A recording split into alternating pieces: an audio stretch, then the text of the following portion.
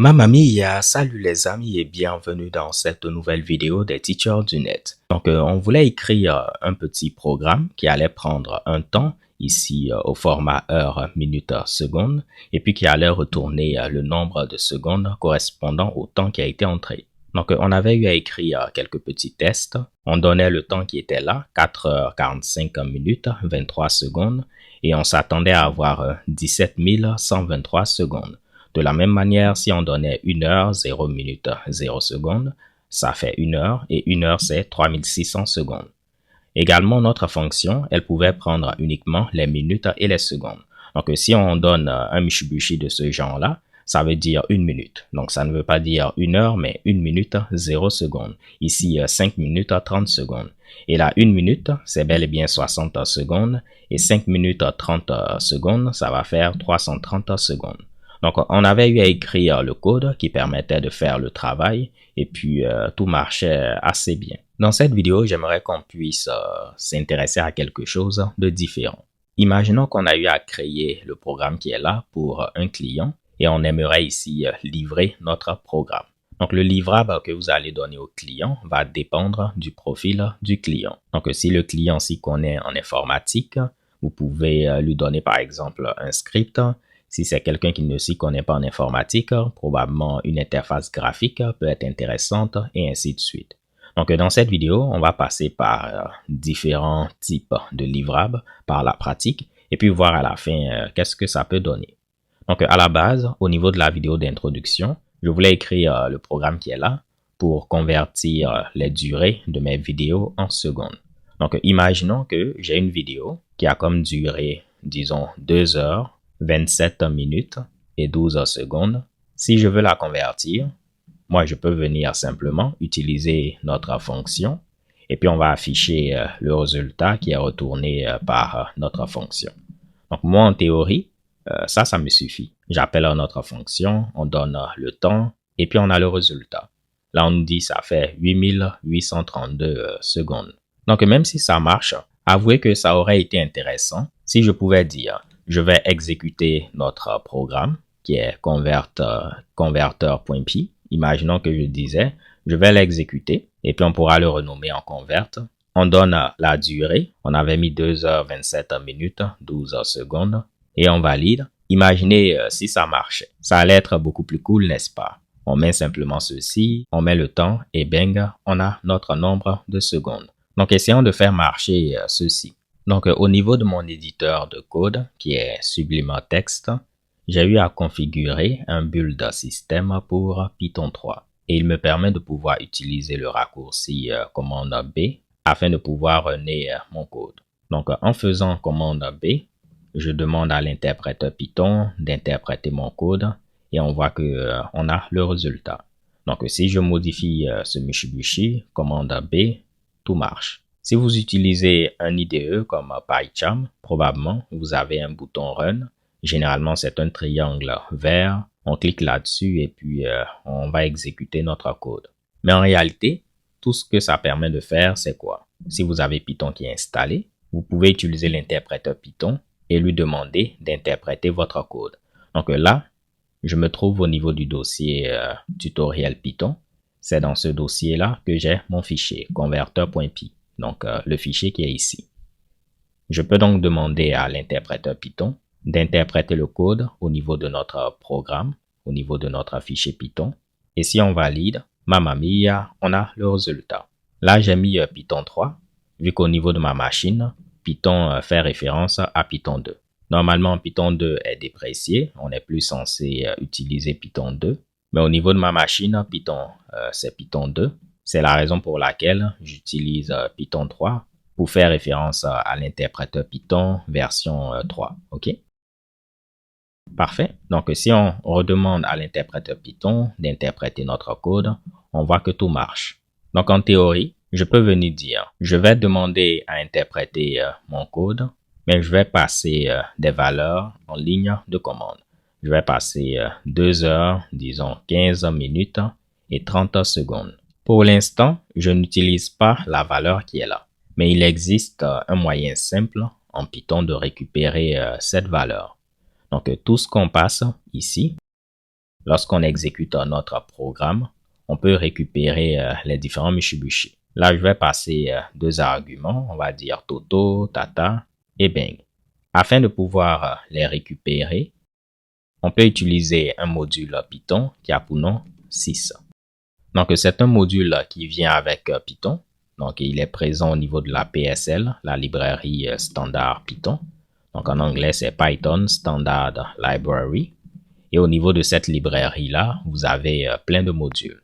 Par exemple, on a un module qui a pour nom Math, qui vous permet de faire plein de Mitsubishi en rapport avec les mathématiques. On peut demander la racine carrée de 25 et on nous dit que c'est 5. On peut utiliser un autre module, Web Browser. Et au niveau de ce module, on a une fonction Open que nous pouvons utiliser pour ouvrir une URL au niveau du navigateur.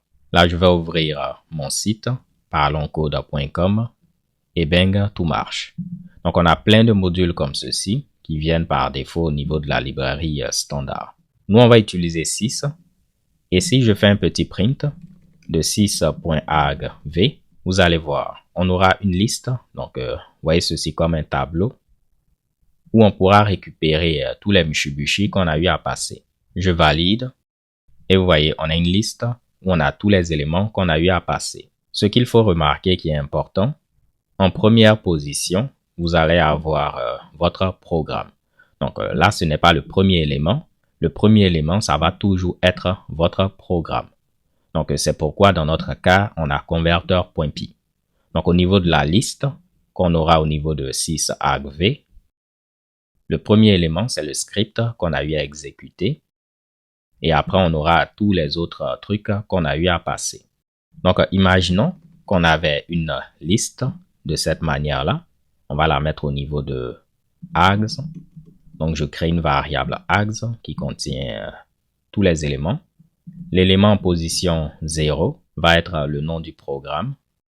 L'élément en position 1 va être le premier élément qu'on a passé après le programme et ainsi de suite. Donc, nous, en théorie, si on exécute converteur.py et puis on donne ceci, l'élément en position 0 va être converteur.py et puis notre temps va être en position 1. Donc, on valide et voici notre temps. Donc, si je veux le récupérer, je peux dire donne-moi l'élément en position 1. On va réessayer et vous voyez, on a notre temps. Si j'avais mis 0, on aurait eu notre programme. Donc, mettons 1 pour avoir le temps. Et tout ce qu'il faudra faire, c'est quoi? On utilise notre fonction, on lui passe le temps et elle va faire le travail. Donc, en lieu et place de passer le temps manuellement ici, on va récupérer dynamiquement le temps qu'on a eu à passer ici. Donc, réexécutons et on nous dit ça fait 4872 secondes. On peut mettre 1 minute, 12 secondes. 1 minute, ça fait 60 secondes, plus 12, on a 72. Donc, vous voyez, c'était assez simple, n'est-ce pas? Mais là, imaginons que je ne donne pas de temps et on valide. Mamma mia, on a une erreur. Donc, c'est tout à fait normal. Si on vient là et puis on affiche sys.argv, vu qu'on n'a pas donné de temps, on aura un seul élément qui est le nom de notre programme. Donc, si vous êtes au niveau de Python, vous avez une liste qui contient un seul Mitsubishi. On peut accéder à notre élément en utilisant 0, mais on ne peut pas mettre ici 1, vu qu'on n'a pas d'élément à la position 1. Donc, si on fait ceci, on aura une erreur. Et en effet, tout à l'heure, c'était l'erreur qu'on avait. On nous dit qu'on tente d'accéder à un élément et ce n'est pas possible. Donc, regardez, c'était la même erreur qu'on avait. Problème d'index. Donc, nous, on peut rajouter un peu de programmation défensive. On va dire, on va compter le nombre d'éléments au niveau de notre liste. On s'attend à avoir une liste de 2 éléments. Le nom de notre script, converteur.py, et puis la durée. Donc, si on compte le nombre d'éléments et c'est différent de 2, alors là, on va lever une exception de type système exit pour dire que on a un problème. Et là, je vais mettre un message pour dire, pour utiliser notre programme converteur.py, il faudra mettre le programme et puis indiquer le temps. Donc, regardez, je vais réexécuter. Je ne passe rien. Et on nous dit pour utiliser, là j'ai mis converti. Et on nous dit afin d'utiliser notre programme, il faudra mettre Python. J'ai oublié Python. Là, je vais mettre Python ou bien Python 3. Il faudra mettre Python 3, le nom et puis le temps. Après, si vous voulez, on peut donner des exemples pour dire exemple Python 3 converteur.py et puis on donne un temps. Mais là, on va faire simple et garder le Mitsubishi qui est là. Donc maintenant, si on donne le temps, on n'aura pas de problème. Si on donne trop d'éléments, donc là, on aura combien d'éléments? 1, 2, 3, 4. C'est différent de 2, donc on va dire problème. Si on donne moins d'éléments, également problème. Là, pourquoi pas? Je vais enlever le point. En lieu et place de hardcoder le nom de notre fichier, si je change le nom, je l'appelle Toto, je vais devoir changer et mettre Toto. Donc, pourquoi pas? On peut utiliser les f-string en Python et on peut faire de l'interpolation de variables. Ici, on peut mettre n'importe quel code Python et il va être évalué et puis remplacé. Donc là, on aura 2 plus 2 qui fait 4 et vous allez voir, on aura ici 4. Donc nous, on sait que le nom du script, il va être au niveau de 6argv en position 0. Donc on peut mettre 6.argv 0 et bang. Comme ça, même si on change le nom, on n'aura rien à changer. Donc si je me répète, si l'utilisateur a donné le temps, on n'aura pas de problème, on le convertit. Dans le cas contraire, on lève une exception. C'est comme un moyen de dire attention, on a un problème et puis on donne un petit message. On revient là, on réexécute et voilà le travail. Si c'est un peu simple pour vous, en lieu place de mettre raise et system exit, j'aurais pu utiliser une fonction qui a pour nom exit pour dire on veut sortir et puis on va mettre le message qui est là. On réexécute et on a le même Mitsubishi. Mais si je donne un temps, 10 heures, 20 minutes et 0 secondes, on a notre résultat. Donc voilà, félicitations. Avouez que c'était simple. Il fallait connaître le module 6 et puis 6argv et tout était bon. Mais là, au départ, nous on voulait faire quoi? Nous on ne voulait pas écrire tout ceci. On voulait pouvoir mettre simplement // converteur de cette manière-là. Bien convert, j'ai oublié le nom, mais imaginons qu'on l'appelle converteur. Nous, on voulait avoir quelque chose qui allait ressembler à ceci. Clairement, pour l'instant, ça ne va pas marcher. Allons étape par étape. On va renommer notre fichier et puis on va l'appeler converteur en enlevant l'extension .py. Donc, je peux le faire au niveau de la console ou bien graphiquement. Je vais le faire au niveau de la console. Mais regardez, j'ai eu à renommer notre fichier et j'ai enlevé l'extension. Je vais ouvrir de nouveau notre fichier. Maintenant, il n'a plus d'extension. Je vais mettre Python comme syntaxe. Mais vous allez voir, on peut l'exécuter de la même manière. Je peux faire Python, exécute-moi notre fichier et puis voici le temps et tout marche. Je ne passe rien. Donc, du moment où on utilise l'interpréteur Python, il va interpréter le code au niveau de notre fichier. Ce qu'il reste à faire, c'est donner la possibilité de pouvoir exécuter notre code sans mettre Python devant, en mettant simplement /. Ça va être simple. Je ne pense pas que ça va marcher au niveau de Windows, mais si vous avez Linux ou bien Mac, vous pourrez rajouter l'instruction suivante. Je vais l'écrire et après on va l'expliquer. usr bin env python 3. Donc la ligne qui est là, elle permet de dire si j'exécute mon fichier directement, il faut utiliser Python, ok, pour l'interpréter. Donc si je viens ici et puis je tente d'exécuter mon fichier directement, on dit d'utiliser Python afin de l'interpréter. Mais là, vous voyez que ça ne marche toujours pas. La raison est toute simple. notre fichier n'est pas exécutable.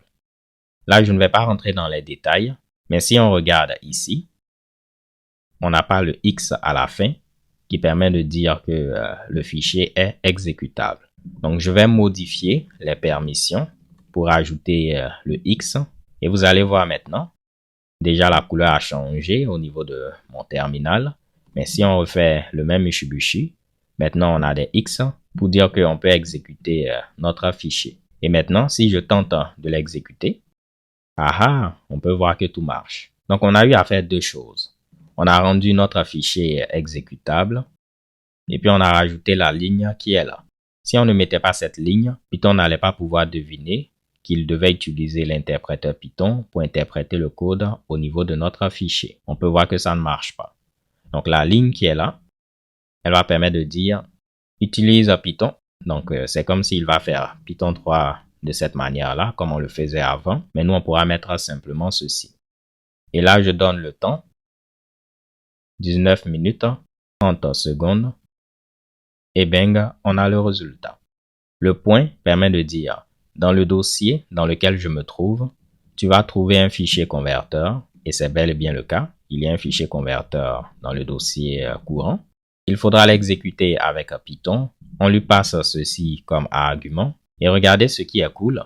Vu qu'on a utilisé ici 6argv avec 0, il utilise automatiquement le nom qui est là.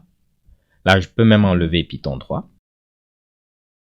Comme ça va dire pour l'exécuter, on peut faire ceci et bang. Donc voilà, félicitations. On vient de créer notre premier livrable. C'est un script exécutable et si le client, c'est un développeur comme nous, il pourra facilement l'utiliser. On pourra lui expliquer qu'il faudra mettre notre script, donner le temps et on aura le résultat.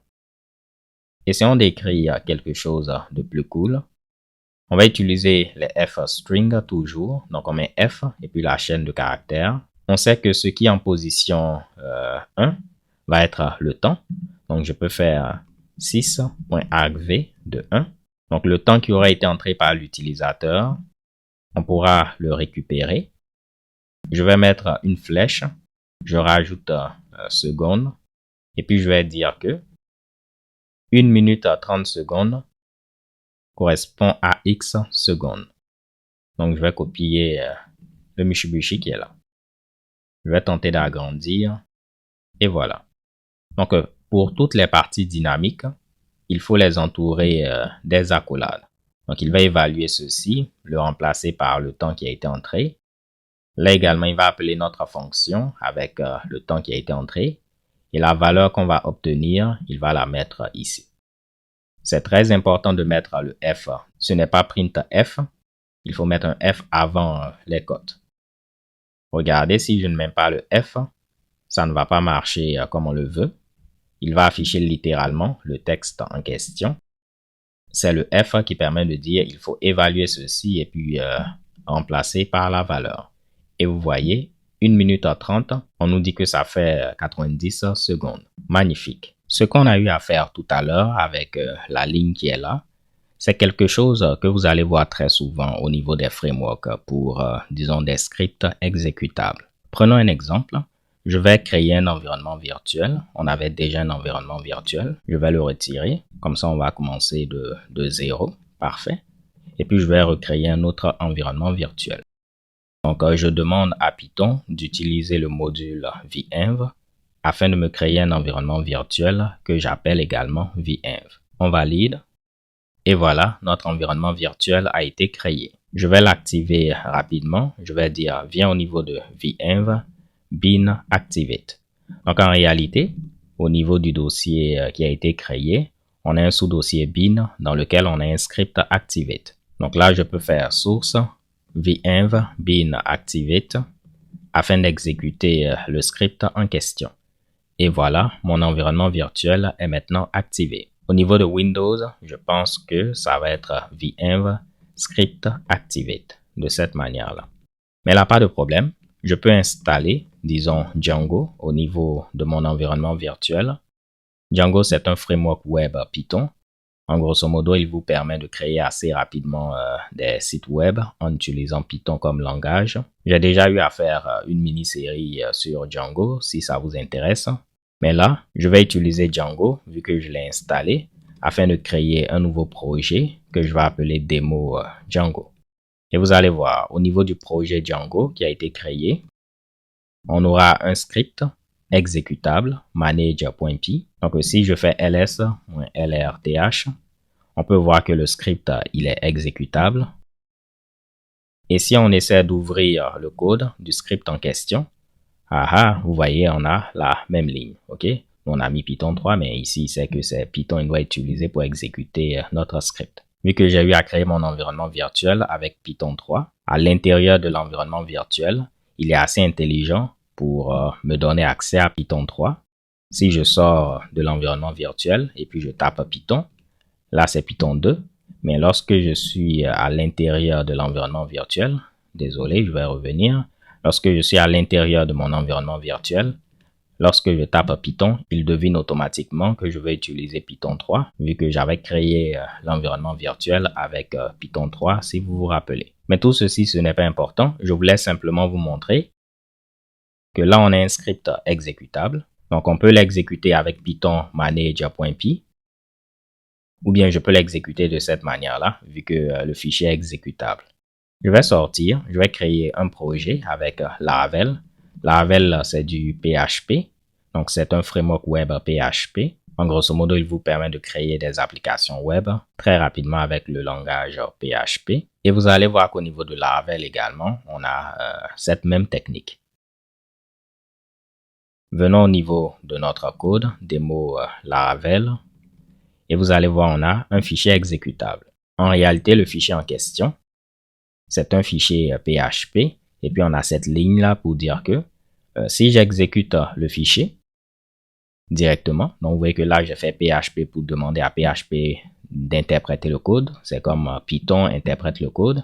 Mais cette fois-ci, c'est PHP comme interpréteur. Mais vu qu'au niveau du fichier en question, vous avez vu tout à l'heure, la première ligne, c'est ceci, pour dire utilise PHP. Si j'exécute mon fichier directement, je pourrais l'exécuter également de cette manière-là. Donc, vous voyez que c'est une technique assez courante. Je vais supprimer démo Django, démo Laravel et également venv. Magnifique. Avant de terminer notre premier livrable, on peut remarquer qu'on a eu à commenter tous nos tests. Moi, j'aimerais ici les garder. Le seul problème, c'est que si on a un test qui ne passe pas, vu que ça va être évalué à faux, donc false, on aura des erreurs qui vont être affichées. Donc, exécutons notre script avec, disons, une bonne valeur. Il va la convertir en secondes, mais vu que ça va échouer, vous voyez que on a une erreur qui est affichée. Donc, ce que je vais faire, c'est quoi? Je vais créer un nouveau fichier que je vais appeler utils.py. Donc, au niveau de mon dossier tutoriel, je vais créer un fichier utils.py.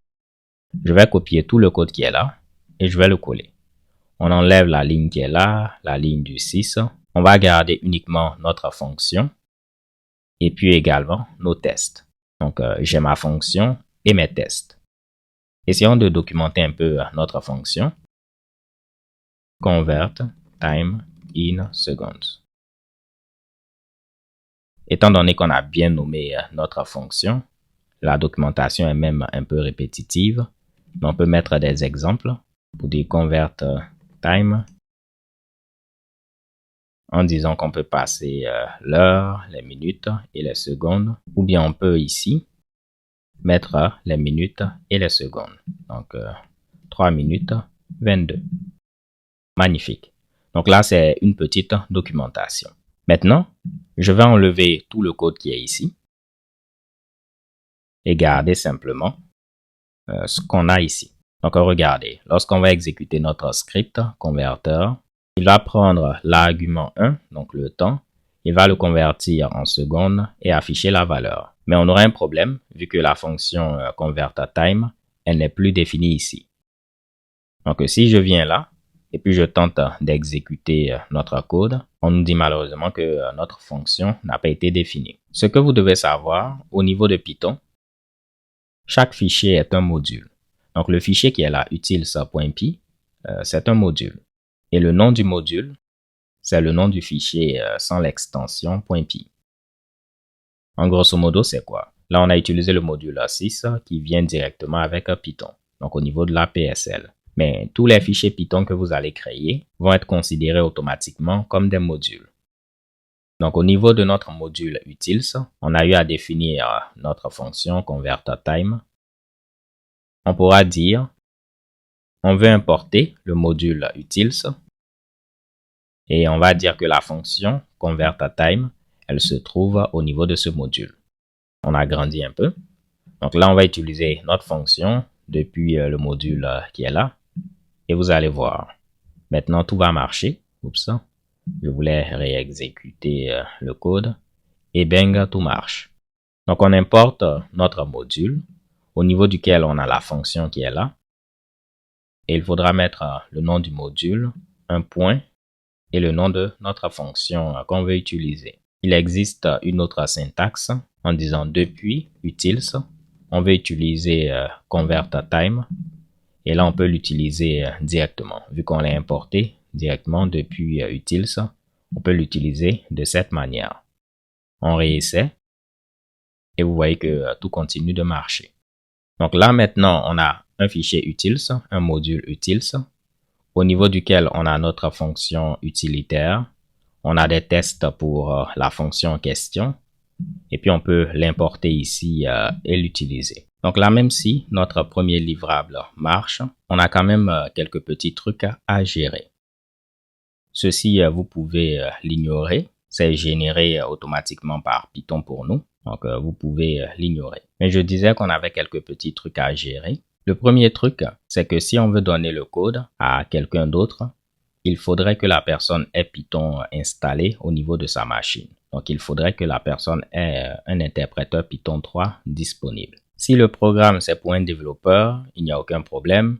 Il pourra installer Python et puis l'utiliser. Mais imaginez que je voulais donner le programme à ma mère pour qu'elle puisse l'exécuter alors qu'elle ne s'y connaît pas en informatique. Ça ne sera pas ici facile si je lui demande d'installer Python. Donc, avouez que dans son cas, il aurait été intéressant d'avoir un seul fichier sur lequel elle peut double-cliquer et puis Python va être disponible et ça va exécuter le programme directement. Ou bien on peut même créer une interface graphique afin d'éviter qu'elle voit des trucs au niveau de la console et elle va considérer notre programme comme un virus.